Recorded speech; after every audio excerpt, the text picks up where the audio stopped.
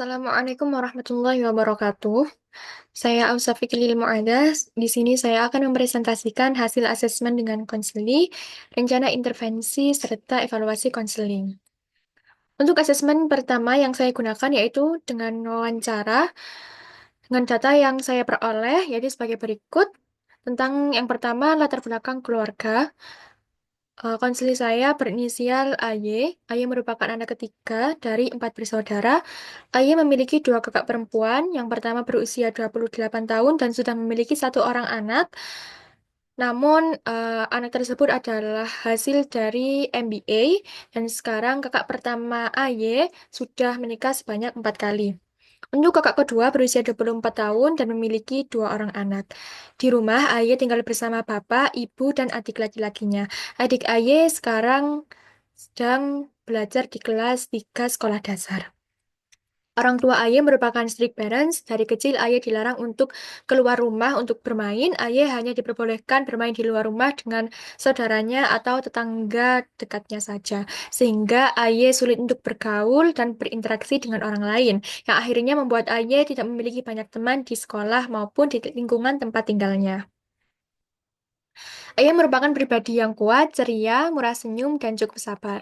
Aye mudah merasa tertarik saat diajak berbincang atau melakukan sesuatu dengan orang lain.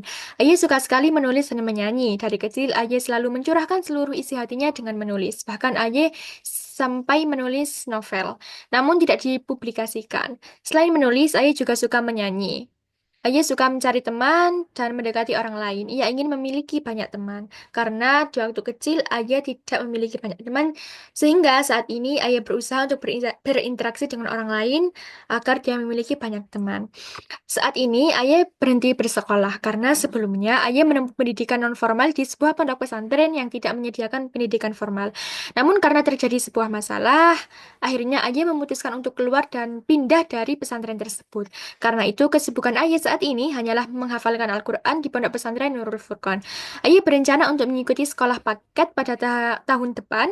Ia berkeinginan untuk dapat menyelesaikan pendidikan formalnya. Syukur-syukur hingga jenjang perguruan tinggi. Setelah lulus SMA atau paket C, Aye bertekad untuk memiliki penghasilan sendiri dengan bekerja dan memiliki usaha atau bisnis kecil-kecilan. Setelah mendapat pekerjaan, Aye ingin menabung dan mengumpulkan uangnya untuk mempercantik diri dan membeli rumah di kemudian hari. Aye ingin sekali terlihat cantik menurut standar orang Indonesia. Ia juga ingin memiliki rumah sendiri. Prinsip hidup yang dipegang Aye yaitu aku harus bisa melebihi orang itu. Aye bertekad bahwa jika orang lain bisa, maka dirinya juga harus bisa. Aye tidak memiliki jadwal kegiatan tetap pada kesehariannya. Ia hanya menghafal Quran dan terkadang juga bermain handphone. Aye suka pergi ke pasar malam, alun-alun, dan masjid Jami Kota Malang. Dia biasa berpergian sendiri, namun di saat weekend dia akan ditemani oleh kekasihnya. Aye itu jarang berolahraga dan ketika berolahraga dia akan memiliki olahraga yang dapat membentuk tubuh yang proporsional. Pola makan ayah tidak tentu, kadang makan lebih dari 4 kali sehari dan kadang juga makan sekali dalam sehari. Ayah tidak nafsu makan saat sakit atau sedang tidak mood atau suasana hatinya tidak baik. Ayah tidur siang biasanya di pukul setengah 9 hingga pukul 12 atau pukul 12 hingga pukul 2 siang. Untuk waktu tidur siangnya 2 sampai 3,5 jam. Namun, Ayah suka begadang di waktu malam hari. Dia biasa tidur pada pukul setengah 12 atau pukul 1 malam. Dia biasanya tidak segera tidur dikarenakan masih menghafalkan Al-Quran atau bermain HP. Kebiasaan begadang atau tidur larut malam Ayah ini menyebabkan Ayah akhir-akhir ini mudah merasa lelah, mudah merasa pusing, dan sulit berkonsentrasi. Akhir-akhir ini, suasana hati Ayah sedang bahagia. Hal yang memperbaik atau menguatkan kebahagiaannya yaitu ketika Ayah memiliki uang jalan-jalan, membeli makanan, berbincang di telepon, atau menghabiskan waktu dengan kekasihnya. Sedangkan hal yang dapat memperburuk suasana hati Ayah yaitu saat Ayah merasa tidak dihargai oleh orang lain atau excited sendiri. Ayah dapat lebih bersemangat setelah bertemu dengan kekasihnya dan mendapat motivasi dari orang lain. Dan semangatnya akan menurun saat Ayah kehabisan uang dan overthinking. Saat ini ayah tinggal di Pondok Pesantren Tahfidzul Quran Nurul Furqon. PPTQ Nurul Furqon merupakan pesantren tahfidz mahasiswa. Ayah sangat senang dan bersyukur sekali tinggal di PPTQ Nurul Furqon karena dia bisa bergaul dan berteman dengan orang-orang yang usianya jauh di atasnya, sehingga membantu ayah untuk bertindak dan berpikir lebih dewasa. Ayah bergaul dengan semua orang, ayah ingin memiliki banyak teman, dan dia tidak memperdulikan perkataan orang-orang yang mengatakan bahwa dirinya aneh, lebay, atau berlebihan. Ayah hanya ingin memiliki banyak teman, karena di waktu kecil ayah tidak memiliki banyak teman. Ayah berkeyakinan bahwa jika dia melakukan perbuatan yang baik kepada orang lain, maka dia akan mendapatkan feedback yang baik dari orang lain tersebut. Ayah memiliki seorang teman berinisial NV. Dia selalu menghabiskan waktu bersamanya, tidur bersama, makan bersama, keluar bersama. Namun, ayah hanya bercerita dengan NV masalah percintaannya saja. Ayah memiliki seorang kekasih yang mereka baru jadian selama 2 bulan. Ayah sangat bahagia sekali dengan kekasihnya karena menurut ayah kekasihnya adalah seorang laki-laki yang lemah lembut dan tidak merokok. Ayah bahagia sekali karena dicintai dengan sangat oleh kekasihnya.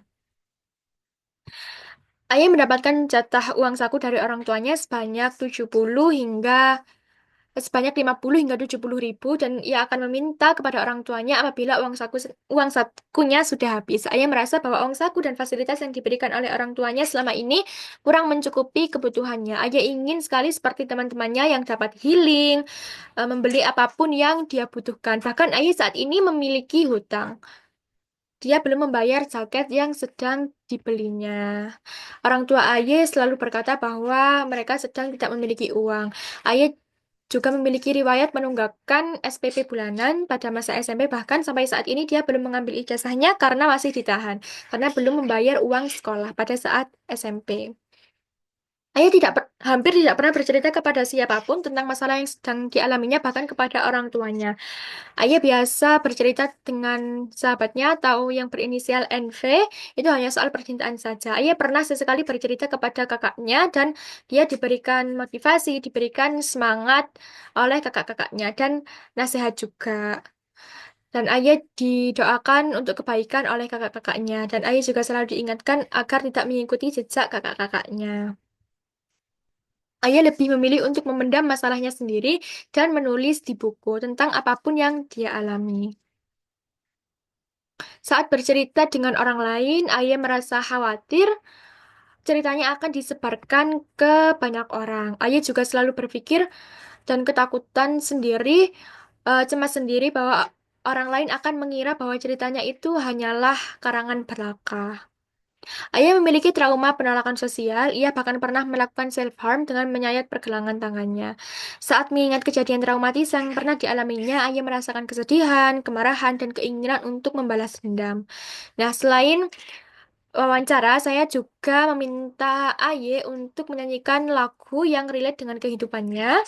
Dia menyanyikan lagu yang pertama, Ideal High Muskil, yang bercerita tentang kisah cinta, patah hati, hingga menyelesaikan hubungan antara dua manusia. Untuk lagu kedua, yaitu Akhirnya Ma'ak, yang bercerita tentang seseorang yang hatinya dipenuhi dengan rasa cinta kepada kekasihnya. Bahkan dirinya rela untuk berada di sisi kekasihnya kemanapun ia pergi.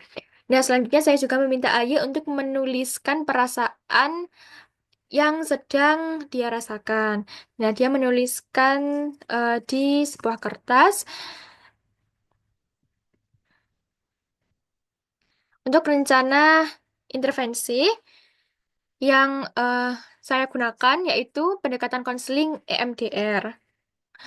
Dengan 2 kali pertemuan, untuk pertemuan pertama yaitu di hari Senin tanggal 25 November, untuk durasinya selama 45 menit dengan waktu pukul 4 sampai pukul 4.45 sore. Dengan tujuan yaitu membangun raport, merumuskan tujuan, memperoleh informasi latar belakang permasalahan, mengidentifikasi target pengelolaan peristiwa dalam kehidupan konseli.